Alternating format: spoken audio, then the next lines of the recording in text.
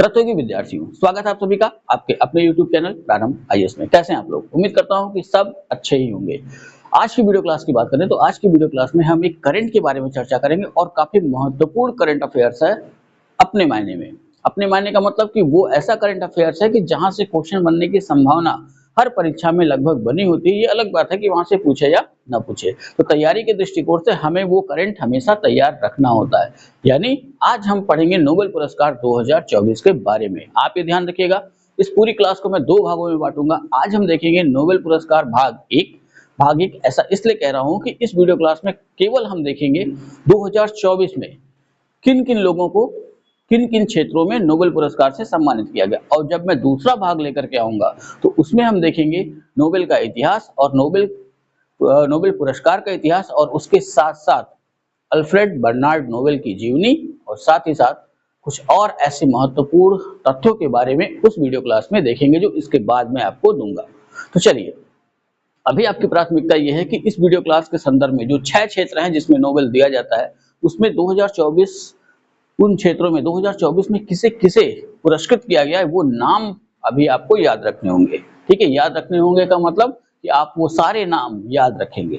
ठीक, तो चलिए देर नहीं करते हैं, शुरुआत करते हैं इस वीडियो क्लास की। तो सबसे पहले ध्यान रखिएगा कि नोबेल पुरस्कारों की घोषणा का मतलब ये कब घोषित किए गए। तो घोषित करने का मतलब कि कभी कभी ये डेट भी पूछ लेता है। ठीक, तो वो भी ध्यान में रखिएगा। तो सबसे पहला पुरस्कार जो इस वर्ष घोषित किया गया, अमूमन पीछे कई सालों में अगर हम जाके देखें तो हमेशा जो सबसे पहले नोबेल पुरस्कार घोषित किया जाता है वो होता है चिकित्सा या शरीर क्रिया विज्ञान, मेडिसिन अंग्रेजी में इसे हम कह सकते हैं। ठीक है, तो चिकित्सा शरीर क्रिया विज्ञान के नोबेल के संदर्भ में ध्यान में रखना है कि इसकी घोषणा जो इस वर्ष हुई यानी 2024 में वो घोषित किया गया 7 अक्टूबर 2024 को, और इसके तहत कितने व्यक्तियों को सम्मानित किया गया या ये कह सकते हैं कितने व्यक्तियों को ये पुरस्कार दिया जाएगा। तो यहाँ पे ध्यान रखिएगा, पुरस्कृत व्यक्तियों की संख्या यहाँ पे होगी 2। मैंने पुरस्कृत व्यक्ति लिखा है तो यहाँ पे ध्यान रखिएगा कि घोषित हुआ अक्टूबर में, लेकिन ये पुरस्कार उन्हें अभी प्रदान नहीं किया गया है। प्रदान किया जाएगा 10 दिसंबर को। ठीक है, हर वर्ष 10 दिसंबर को ही नोबेल पुरस्कारों का वितरण किया जाता है। तो यहाँ पे ध्यान रखिए कि 2 व्यक्तियों को पुरस्कृत करने की घोषणा की गई, और पहले है उसमें विक्टर एम्ब्रोस अमेरिका के, और दूसरे वैज्ञानिक है गैरी रूबकुन। इन दोनों का संबंध अमेरिका से है, या कह सकते हैं कि दोनों अमेरिकी नागरिक है। तो विक्टर एम्ब्रोस और गैरी रूबकुन को चिकित्सा विज्ञान का 2024 का नोबेल प्रदान करने की घोषणा की गई। क्यों की गई, आखिर ये पुरस्कार इन्हें क्यों मिला? तो ध्यान में रखिएगा कि माइक्रो आरएनए की खोज, डीएनए और आरएनए, इसी से हर मनुष्य का जीन बना हुआ है, और इसी आरएनए में ही एक और संरचना पाई गई जिसे नाम दिया गया माइक्रो आरएनए। तो माइक्रो आरएनए की खोज के लिए ही विक्टर एम्ब्रोस और गैरी रूबकुन को चिकित्सा का नोबेल पुरस्कार 2024 दिया जाएगा। ठीक है, ध्यान रखिए कि दोनों ने 1933 ईस्वी में माइक्रो आरएनए की खोज की थी। ठीक, अगले पुरस्कार की बात करें तो अगला पुरस्कार है भौतिक विज्ञान का यानी फिजिक्स का नोबेल। ठीक, तो घोषित किया गया 8 अक्टूबर 2024 को, और इसके तहत जिन 2 व्यक्तियों को पुरस्कृत करने की घोषणा की गई है उनके नाम है जॉन जे हॉपफील्ड, ये भी अमेरिकी वैज्ञानिक हैं, और दूसरे हैं जेफरी ई हिंटन, ब्रिटेन के वैज्ञानिक हैं, मूलतः कनाडा के। ठीक है, मूलतः शब्द जहां लगाया है मैंने, ये ध्यान रखिएगा कि जन्म इनका हुआ कनाडा में, लेकिन वर्तमान में नागरिकता इनकी किस देश की है? तो ब्रिटेन की। ये ध्यान में रखना होगा। तो एक चीज और ध्यान में रखिएगा, आजकल जो छोटे परीक्षाओं में जो ट्रेंड देखने को मिल रहा है वो ये है, या बड़ी परीक्षाओं में भी आप कह सकते हैं, जब ये पूछता है कि पहला सही है दूसरा सही है, पहला दूसरा दोनों सही है, तो वहां पे ये पूछ लेते हैं कि भौतिक विज्ञान के 2024 के नोबेल से कितने व्यक्तियों को सम्मानित किया गया। ठीक है, तो यहाँ पे ध्यान रखिएगा, ये भी ध्यान में रखना है। जैसे हमने चिकित्सा विज्ञान में क्या देखा कि 2 लोगों को सम्मानित किया गया, वैसे ही भौतिक विज्ञान में अगर हम देखें यानी फिजिक्स में, यहाँ भी 2 व्यक्तियों को नोबेल प्रदान करने की घोषणा की गई है। ठीक है, जॉन जे हॉपफील्ड और दूसरे हैं जेफरी ई हिंटन। ठीक, क्यों दिया गया इनको भौतिक का नोबेल, इन्हें क्यों प्रदान किया जा रहा है? तो इन्हें ये भौतिक का नोबेल प्रदान किया जाएगा इनके जिस कार्य के लिए, वो है आर्टिफिशियल न्यूरल नेटवर्क। ठीक है, कृत्रिम तंत्र नेटवर्क, ठीक है, के साथ मशीन लर्निंग को सक्षम बनाने वाली मूलभूत खोजों और आविष्कारों के लिए। तो जो एआई आर्टिफिशियल इंटेलिजेंस की जो बात हम करते हैं उसे ये ध्यान रखना है कि उसको इन दोनों वैज्ञानिकों ने काफी संभव बनाया, यानी रोबोटिक, जो रोबोट का इस्तेमाल आज आप देख रहे हैं, या जो मशीनें जो काम कर रही हैं, एक कमांड हम देते हैं और वो मशीन वो काम कर देती है। उसी को एआई टेक्निक कहा गया है। उसी आर्टिफिशियल न्यूरल नेटवर्क के साथ मशीन लर्निंग को सक्षम बनाने वाली मूलभूत खोजों के लिए और आविष्कारों के लिए, ठीक है, खोजों और आविष्कारों के लिए इन दोनों को पुरस्कृत किया गया। अगले नोबेल पुरस्कार की बात करें तो अगला नोबेल पुरस्कार है रसायन विज्ञान का, यानी केमिस्ट्री का। तो इसको घोषित किया गया 9 अक्टूबर 2023 को। इसके तहत 3 व्यक्तियों को ये पुरस्कार देने की घोषणा की गई है, ठीक है। यानी आने वाले 10 दिसंबर 2024 को 3 व्यक्तियों को रसायन विज्ञान का नोबेल दिया जाएगा, जिसमें से पहला नाम है डेविड बेकर, ये अमेरिका के हैं। दूसरा नाम है जॉन जम्पर, ये भी अमेरिका के हैं। तीसरा नाम है डेमिस हसाबिस, ये हैं ब्रिटेन के। तो इन 3 वैज्ञानिकों को रसायन विज्ञान के नोबेल प्रदान करने की घोषणा की गई है। क्यों की गई है? कि प्रोटीन की संरचना को डिकोड करने तथा नए प्रोटीन बनाने के लिए।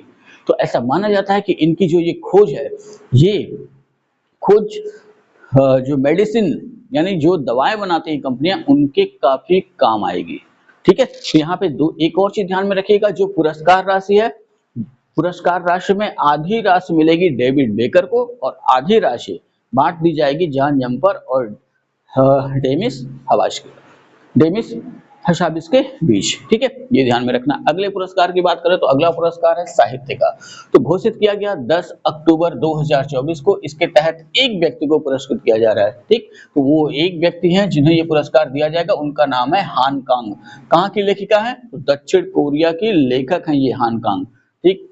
ध्यान में रखिए कि इनको ये क्यों दिया जा रहा है, कि क्योंकि इनकी जो पुस्तकें हैं, यानी इन्होंने जितने भी उपन्यास लिखे हैं, उनमें मानव जीवन संघर्षों को उजागर करने वाले काव्यात्मक गद्य सृजित करने के लिए, ठीक है, इसलिए ये पुरस्कार इन्हें दिया जाएगा। एक चीज और इनके बारे में ध्यान में रखिएगा कि साहित्य का नोबेल पाने वाली ये 18वीं महिला है, ठीक है। तो एक ही महिला है जो इस बार 2024 में नोबेल पुरस्कार से सम्मानित की जा रही है। तो ये 18वीं महिला है जिन्हें ये साहित्य का नोबेल प्रदान किया जाएगा, ठीक।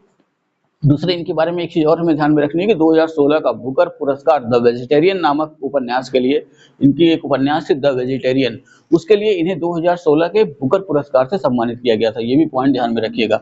अगला पुरस्कार जो घोषित किया गया वो था शांति का। इसकी घोषणा की गई 11 अक्टूबर 2024 को। ये किसे प्रदान किया जाएगा? तो ये प्रदान किया जाएगा एक संस्था को, और उस संस्था का नाम है निहोन हिदेनक्यो। और ये निहोन हिदेनक्यो जो संस्था, ये है जापान की। और ये क्यों इस संस्था को ये पुरस्कार दिया जा रहा है? तो ये इसलिए दिया जा रहा है कि इस संस्था ने परमाणु हथियारों से मुक्त विश्व बनाने के प्रयासों तथा साक्ष्यों के माध्यम से यह प्रदर्शित करने के लिए, ठीक। आपको याद होगा कि पूरे विश्व में अभी तक सिर्फ जापान ही वो देश है जिसने परमाणु हमला झेला है। नागासाकी और हिरोशिमा 2 शहर हैं। हिरोशिमा पर 6 अगस्त 1945 और नागासाकी पर 9 अगस्त 1945 को अमेरिकी विमानों ने परमाणु हमला किया था, परमाणु बम गिराया था, और उसका परिणाम इतना घातक था, वही बताने के लिए उस जो ये परमाणु हमला जापान में हुआ था, उसमें जो पीड़ित थे और जो बच गए, उनके द्वारा ही निहोन हिदेनक्यो संस्था का गठन किया गया। और ये काम क्या करते हैं कि ये पूरे विश्व में घूम घूम कर ये बताते हैं कि भाई परमाणु हमला कितना घातक है, इसलिए किसी भी विश्व के किसी भी देश को किसी अन्य देश के विरुद्ध ऐसा परमाणु हमला नहीं करना चाहिए, ठीक है। अगले पुरस्कार की बात करें तो अगला पुरस्कार है अर्थशास्त्र का। सबसे आखिरी में यही घोषित किया जाता है।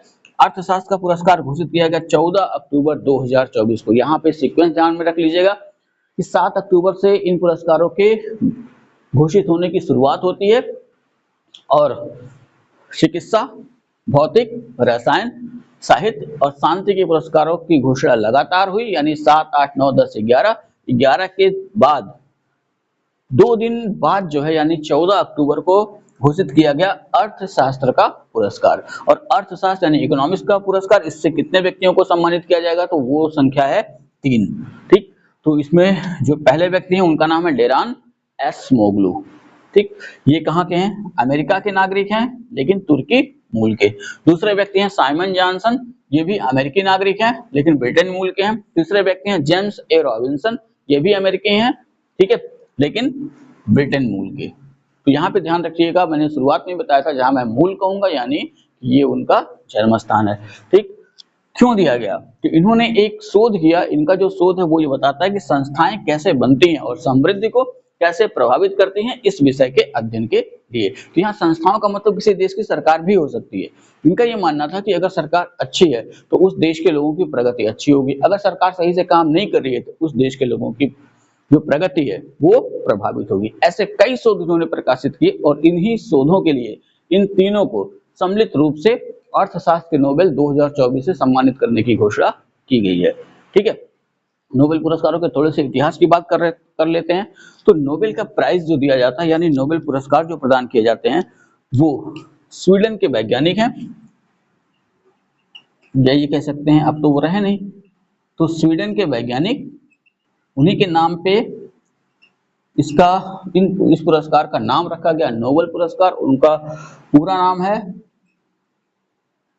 Alfred Bernard Nobel. ठीक है, तो इन्हीं के नाम पर इन पुरस्कारों की स्थापना हुई, या ये कह सकते हैं कि इन्होंने मरते समय अपनी वसीयत में इन पुरस्कारों के स्थापना के संदर्भ में एक वसीयत की थी, उसी वसीयत के आधार पर ये पुरस्कार दिए जाते हैं।